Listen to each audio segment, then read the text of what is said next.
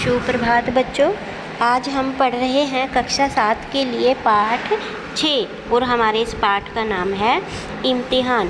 प्रस्तुत पाठ में लेखक ने यह बताया है कि केवल ऊंची पदवी पर बैठे व बलशाली व्यक्ति होने से कोई बड़ा नहीं बन जाता, अपितु दया, परोपकार व कर्तव्यपरायणता आदि की भावना से भी समाज में अपना स्थान प्राप्त किया जा सकता है। इस भावना को परीक्षण के लिए सुजान सिंह ने रियासत के दीवान पद के उम्मीदवारों की परीक्षा ली और जाना कि कौन सा उसमें कैसे सफल हुआ। आइए विस्तार से इस पाठ को पढ़ते हैं। वृद्ध होने पर, वृद्ध होता है बेटा बूढ़ा, बूढ़ा होने पर जब रियासत देवगढ़ के दीवान सरदार सुजान सिंह को परमात्मा की याद आई तो उन्होंने महाराज के पास जाकर प्रार्थना की, स्वामी, सेवक को आपकी सेवा करते समय वर्ष हो गए हैं, अब मैं कुछ दिन परमात्मा की भी सेवा करने की आज्ञा चाहता हूँ। दूसरा, अब मैं बूढ़ा हो गया हूँ, राजकाज संभालने की शक्ति नहीं रही। इस उम्र में कहीं यदि कोई गलती हो गई हो तो बुढ़ापे में दाग लग जाएगा, सारी जिंदगी की मेहनत मिट्टी में मिल जाएगी। राजा साहब अपने इस अनुभवशील और नीति कुशल दीवान का बड़ा आदर करते थे।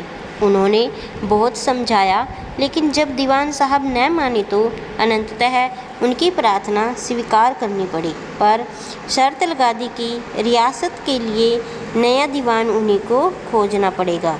दूसरे दिन देश के प्रसिद्ध समाचार पत्रों में यह विज्ञापन निकाला, देवगढ़ के लिए एक सुयोग्य दीवान की आवश्यकता है।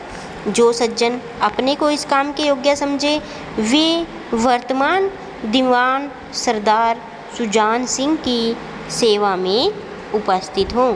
यह जरूरी नहीं कि वह ग्रेजुएट हो, मगर हष्ट-पुष्ट होना आवश्यक है। 1 महीने तक उम्मीदवारों के रहन सहन, आचार विचार की देखभाल की जाएगी। जो महाशय इस परीक्षा में खरा उतरेगा वही इस पद पर सुशोभित होगा। इस विज्ञापन ने सारे मुल्क में हलचल मचा दी। मुल्क होता है देश, ऊंचा पद और किसी प्रकार की कैद नहीं, केवल नसीब का खेल है। सैकड़ों आदमी अपना अपना भाग्य परखने के लिए चल पड़े। देवगढ़ में नए नए और रंग बिरंगे मनुष्य दिखाई देने लगे। कोई पंजाब से चला आता था, कोई मद्रास से, कोई नए फैशन का प्रेमी तो कोई पुरानी सादगी पर मिटा हुआ था। पंडितों और मौलवियों को भी अपने भाग्य की परीक्षा करने का सुअवसर मिला। हाँ जी, अब नेक्स्ट पेज पे देखते हैं कि इसमें लेखक ने क्या कहा है। सरदार सुजान सिंह ने इन महा अनुभवों पर का आदर सत्कार किया। आदर सत्कार होता है रिस्पेक्ट करना। बड़ा अच्छा प्रबंध किया। प्रत्येक मनुष्य अपने जीवन को अपनी बुद्धि के अनुसार अच्छे रूप में दिखाने का प्रयास करता था। यहाँ आए सभी लोगों में जिससे भी बात कीजिए वह नम्रता और सदाचार का देवता बना मालूम होता था। लोग समझते थे कि 1 महीने का झंझट है, किसी तरह से काट ले, कहीं कार्य सिद्ध हो गया तो फिर कौन पूछता है। लेकिन मनुष्यों में वह बूढ़ा जोहरी आड़ में बैठा हुआ देख रहा था कि इन बगुलों में हंस कहाँ छिपा है। एक दिन फैशन वालों को सूझी आपस में हॉकी का खेल खेला जाए। यह प्रस्ताव हॉकी के मंजे हुए खिलाड़ियों ने पेश किया। वह भी तो आखिर विद्या है, इसे क्यों छिपा कर रखें। संभव है कुछ हाथों की सफाई ही काम कर जाए। पढ़े लिखे लोग शतरंज का खेल खेलते थे, उछल कूद के खेल बच्चों के खेल समझ जाते थे। चलिए तय हो गया, कोर्ट बन गए, खेल शुरू हो गया और गेंद किसी दफ्तर के एपरेटिस की तरह ठोकरें खाने लगी। रियासत देवगढ़ में यह खेल बिल्कुल ही निराला था। खेल बड़े उत्साह से जारी था। दावे के लोग जब गेंद लेकर तेजी से उठते तो ऐसा जान पड़ता कि कोई लहर बढ़ती चली जाती है, लेकिन दूसरी ओर खिलाड़ी इस बढ़ती हुई लहर को इस तरह रोक लेते थे मानो लोहे की दीवार हो। संध्या तक यह धूमधाम रही। संध्या होता है शाम का समय।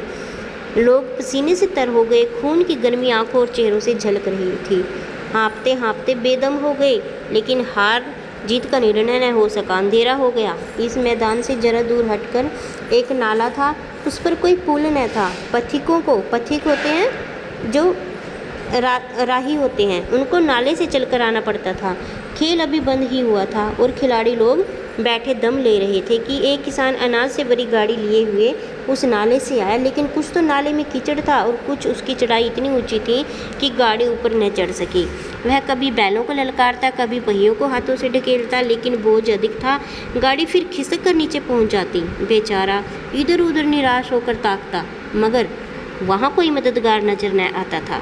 गाड़ी को अकेले छोड़कर वह कहीं जा भी नहीं सकता था, बड़ी विपत्ति में फंसा हुआ था। विपत्ति होती है मुसीबत। इस बीच खिलाड़ी हाथों में डंडे लिए झूमते झामते उधर से निकले। किसान ने उनकी तरफ सहमी आंखों से देखा, परंतु किसी से मदद मांगने का साहस न हुआ। खिलाड़ियों ने भी उसको देखकर अनदेखा कर दिया। उनमें सहानुभूति का नाम नहीं था, लेकिन उसी समूह में एक ऐसा मनुष्य भी था जिसके हृदय में दया थी और साहस था। आज हॉकी खेलते हुए उसके पैर पर चोट लग गई थी। लंगड़ाता हुआ वह धीरे धीरे चल रहा था। अचानक उसकी नज़र गाड़ी पर पड़ी। वह रुक गया। किसान को देखते ही वह सब जान गया।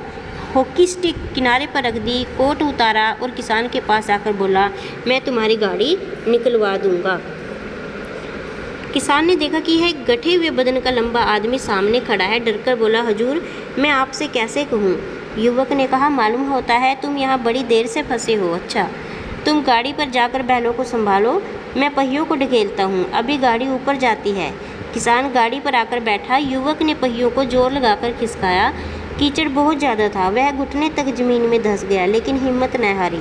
उसने फिर जोर लगाया। उधर किसान ने बैलों को ललकारा। बैलों को सहारा मिला, उनकी हिम्मत बंध गई। उस युवक ने कंधे झुकाकर एक बार और जोर लगाया। बस इस बार गाड़ी नाले के ऊपर थी। किसान युवक के सामने हाथ जोड़कर खड़ा हो गया और बोला, महाराज आपने आज मुझे बचा लिया, नहीं तो सारी रात यहीं बैठना पड़ता। युवक ने हंसकर कहा, अब मुझे कुछ इनाम देते हो? किसान ने गंभीरता से कहा, नारायण चाहेंगे तो दीवानी आपको ही मिलेगी। युवक ने किसान की तरफ ध्यानपूर्वक देखा।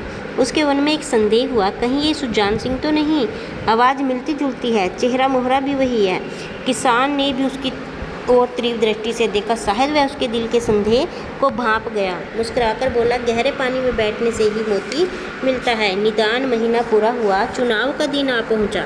उम्मीदवार लोग प्रातःकाल से ही अपनी किस्मत का फैसला सुनने के लिए उत्सुक थे। दिन काटना पहाड़ हो गया। प्रत्येक के चेहरे पर आशा और निराशा के रंग आते थे। नहीं मालूम आज किसके नसीब जागेंगे, न जाने किस पर लक्ष्मी कृपा दृष्टि करेगी। संध्या समय राजा साहब का दरबार सजाया गया। शहर के रईस और धनाढ्य लोग, राजा के कर्मचारी और दरबारी तथा दीवानी के उम्मीदवारों का समूह सब रंग बिरंगे सज धज कर दरबार में आ विराजे। उम्मीदवारों के कलेजे धड़क रहे थे। तब सरदार सुजान सिंह ने खड़े होकर कहा, मेरी दीवानी के उम्मीदवार महाशय, मैंने आप लोगों को जो कष्ट दिया है उसके लिए मुझे क्षमा करें। मुझे इस पद के लिए ऐसे पुरुष की आवश्यकता थी जिसके हृदय में दया हो, साथ ही साथ आत्मबल हो, और आत्मबल वही है जो विपत्ति का वीरता के साथ सामना करे। और इस रियासत के सौभाग्य से हमको ऐसा पुरुष मिला है। ऐसे गुण वाले संसार में कम होते हैं, और जो हैं वे कीर्ति और मान के शिखर पर बैठे हुए हैं, उन तक हमारी पहुंच नहीं। मैं रियासत को पंडित जानकीनाथ पाने पर बधाई देता हूँ।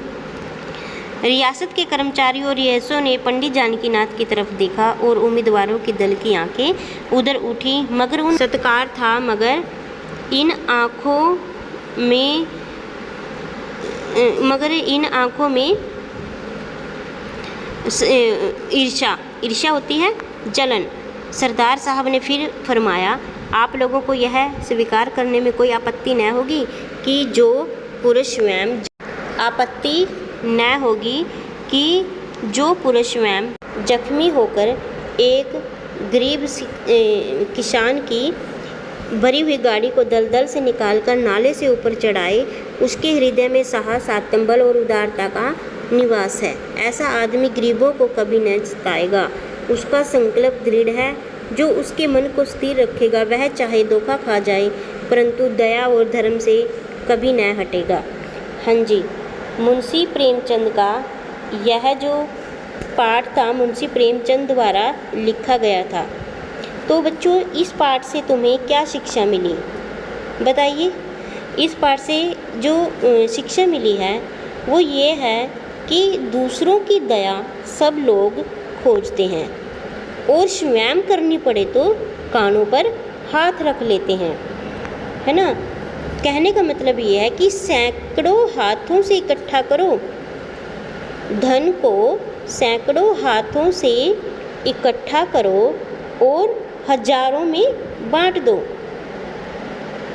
मुंशी प्रेमचंद का यह लिखा गया जो पाठ था इम्तिहान, तो इम्तिहान जो इसका टाइटल दिया गया है ऊपर, और जो हमने ये पूरा पाठ पढ़ा है बच्चों, इसमें हमने देखा है कि किस तरह से वह बूढ़ा राजा जो है अपने उस आदमी की परख, अच्छे आदमी की, दयावान आदमी कैसे परख करता है, वेश बदल कर, है ना। उसने अपना वेश बदला और सही आदमी को पहचाना।